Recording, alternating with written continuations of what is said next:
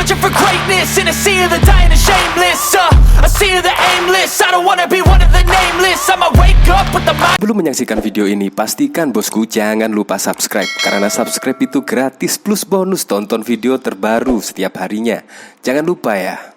Nah, ini yang saya nggak habis pikir. Roy Suryo tiba-tiba minta perlindungan ke LPSK, minta perlindungan soal kasus Meme Stupa. Katanya sih diteror dan lain sebagainya. Ini yang saya bikin ngakak. Seorang Roy Suryo loh minta perlindungan LPSK. Emangnya dia berhadapan dengan siapa sih?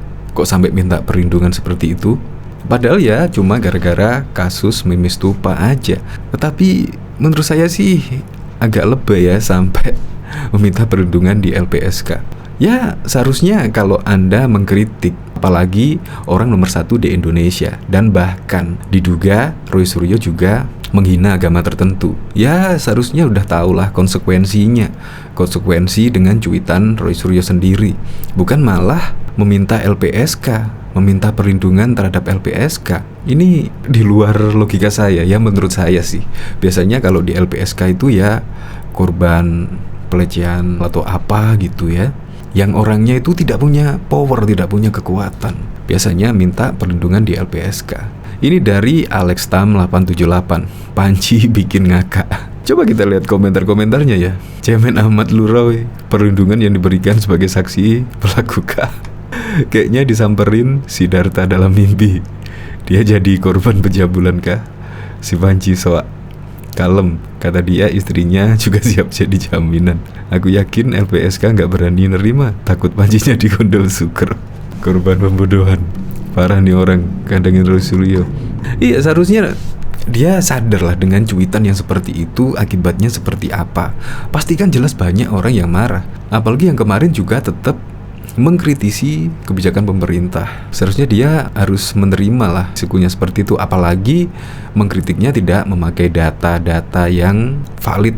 Misal, pasti juga akan dikomentari oleh netizen-netizen lainnya. Denny Siregar saja juga pernah bercerita kalau dia juga sering diteror. Padahal menurut saya Denny Siregar malah mengedukasi masyarakat, tetapi juga diteror. Bahkan juga keluarganya, kalau nggak salah Denny Siregar. Tetapi ya fine-fine aja, nggak minta perlindungan di LPSK macem-macem. Ini bahkan juga dari Alex Tam. Panci lagi buat drama berjudul Saya Diteror dan Difitnah.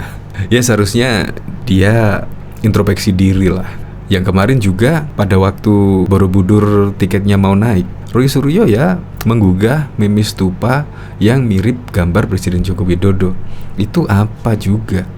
Itu malah menurut saya malah nggak etis dan nggak pantas. Tapi ketika Roy Suryo difitnah, dipecat dari keluarga keraton, saya diteror, minta perlindungan di LPSK. Lihat komentar-komentarnya. Mungkin lebih tepatnya pihak keraton malu dengan perilaku Roy Panci. Masa iya ada kerabat keraton maling dan suka nyinyir? Keraton takut ambiar reputasinya. Basilu Raden Panji, najis ralala. Kayaknya bukan fitnah, tapi buka wadi. Minta perlindungan kepada presiden silakan. Seharusnya setelah dia mentweet, seharusnya ya Roy Suryo siaplah dengan konsekuensi cuitannya tersebut. Untuk lengkapnya simak berita berikut ini, Good News Indonesia. Mantan Menteri Pemuda dan Olahraga Menpora Roy Suryo mendatangi kantor Lembaga Perlindungan Saksi dan Korban LPSK.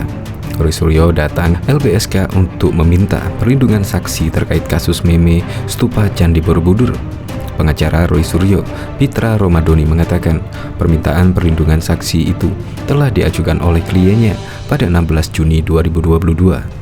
Hari ini Roy Suryo dan kuasa hukum datang ke LPSK untuk mengambil rekomendasi dari LPSK. Pitra mengatakan Roy Suryo meminta perlindungan saksi terkait laporan di kepolisian.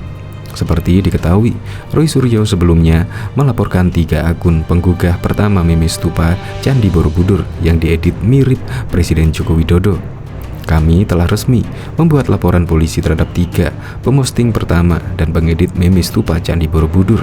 Dan laporan polisinya telah terbit, sehingga terkait dengan laporan polisi tersebut kami langsung meminta permohonan dan perlindungan serta pendampingan saksi kepada LPSK ujar Pitra Romadoni di kantor LPSK Ciracas pada Jakarta Timur Kamis 21 Juli 2022.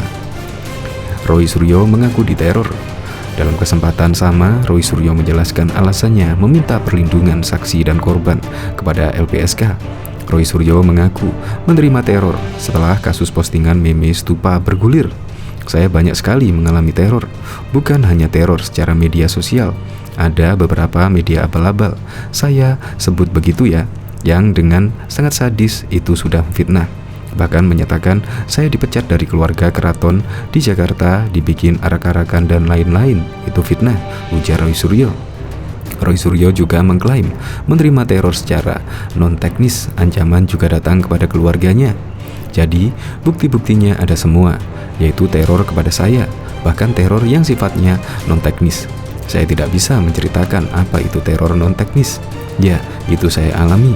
Keluarga saya juga mengalami hal semacam itu, ungkapnya. Adapun kehadiran Roy Suryo ke LPSK hari ini untuk mengambil hasil rekomendasi dari LPSK, ia belum merinci detail terkait surat yang diberikan LPSK tersebut.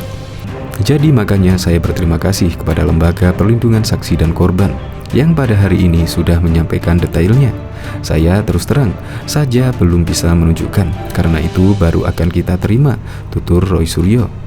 Sebelumnya diketahui Roy Suryo dipolisikan terkait postingan meme stupa Candi Borobudur yang diedit mirip wajah Presiden Joko Widodo.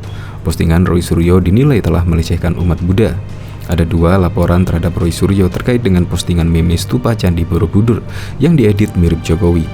Melalui akun Twitter KRMT Roy Suryo 2, Roy Suryo telah menghapus postingan itu dan telah meminta maaf. Kabid Humas Polda Metro Jaya Kombes Indra Sulpan sebelumnya menjelaskan ada 2 laporan atas Roy Suryo yang telah naik ke tingkat penyidikan, yakni laporan Kurniawan Santoso di Polda Metro Jaya dan pelapor bernama Kevin Wu di Barisskrim Polri.